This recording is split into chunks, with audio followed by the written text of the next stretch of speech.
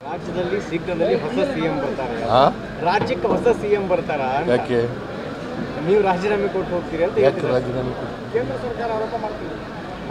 ವಿಜೇಂದ್ರ ಮತ್ತು ಅಲ್ಲ, ವಿಜೇಂದ್ರ ಅವ್ರ ಅಧ್ಯಕ್ಷಗಿರಿ ರಾಜೀನಾಮೆ ಕೊಡಬೇಕು ಅಲ್ವಾ? ಅವ್ರು ಯಾಕೆ ನನಗೆ ರಾಜೀನಾಮೆ ಕೇಳಿಬಿಟ್ಟ ತಕ್ಷಣ ಕೊಟ್ಬಿಡೋಕ್ಕಾಗುತ್ತಾ?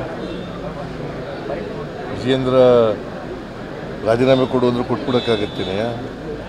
ನಾನು ಹಾಗಾದರೆ ವಿಜೇಂದ್ರ ಅಧ್ಯಕ್ಷಗಿರಿ ರಾಜೀನಾಮೆ ಕೊಟ್ಬಿಡು ಅಂತ ಹೇಳ್ತೀನಪ್ಪ, ಕೊಟ್ಬಿಡ್ತಾರ?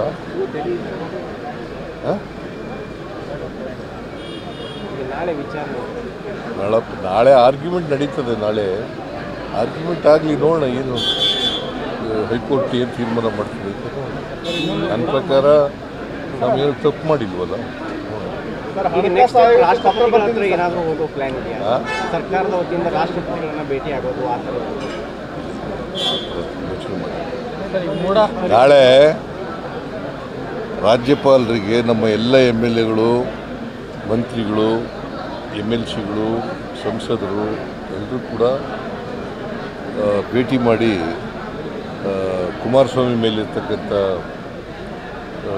ಸ್ಯಾಂಕ್ಷನ್ ಕೇಳಿದಾರಲ್ಲ ಅದನ್ನು ಒತ್ತಾಯ ಮಾಡ್ತಾರೆ. ನಿರಾಣಿ ಮೇಲೆ ಕೇಳಿರ್ತಕ್ಕಂಥದ್ದು, ಜೊಲ್ಲೆ ಮೇಲೆ ಕೇಳಿರ್ತಕ್ಕಂಥದ್ದು, ಆಮೇಲೆ ಜನಾರ್ದನ್ ರೆಡ್ಡಿ ಮೇಲೆ ಕೇಳಿರ್ತಕ್ಕಂಥದ್ದು, ಅವುಗಳು ಭಾಳ ದಿನಗಳಿಂದ ಪೆಂಡಿಂಗ್ ಇದ್ದಾವೆ.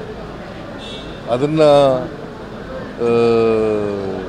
ಕ್ಯಾಬಿನೆಟ್ ಇದಕ್ಕೆ ಎಂಥದ್ದು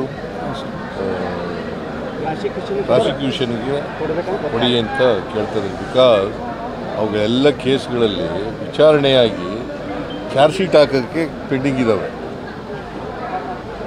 ನಮ್ಮ ಕೇಸ್ನಲ್ಲಿ ವಿಚಾರಣೆನೇ ಆಗಿಲ್ಲ, ಯಾವುದೇ ರಿಪೋರ್ಟ್ ಇಲ್ಲ. HD ಕುಮಾರಸ್ವಾಮಿ ಕೇಸ್ನಲ್ಲಿ ವಿಚಾರಣೆಯಾಗಿ ಚಾರ್ಜ್ ಶೀಟ್ ಹಾಕಬೇಕು, ಅದಕ್ಕೋಸ್ಕರ ಪ್ರಾಸಿಕ್ಯೂಷನ್ಗೆ ಪರ್ಮಿಷನ್ ಕೊಡಿ ಅಂತ ಕೇಳ್ತಾರೆ. ಇದನ್ನೆಲ್ಲ ನೋಡಿದ್ರೆ ಸಿದ್ದರಾಮಯ್ಯನವ್ರನ್ನ ಯಾಕೆ ಟಾರ್ಗೆಟ್ ಮಾಡ್ತಿದ್ದಾರೆ? ಸಿದ್ದರಾಮಯ್ಯನವ್ರನ್ನ ಯಾಕೆ ಟಾರ್ಗೆಟ್ ಮಾಡ್ತಿದ್ದಾರೆ? ಹೈಕಮಾಂಡ್ನವರು ನನ್ನ ಮೇಲೆ ನನ್ನ ಟಾರ್ಗೆಟ್ ಮಾಡ್ತಾ ಇದ್ದಾರೆ. BJPಯವರು ಮತ್ತು JDSನವರು ಇಬ್ಬರು ಸೇರ್ಕೊಂಡು ನಮ್ಮ ಸರ್ಕಾರನ ಅಸ್ಥಿರಗೊಳಿಸಲಿಕ್ಕೆ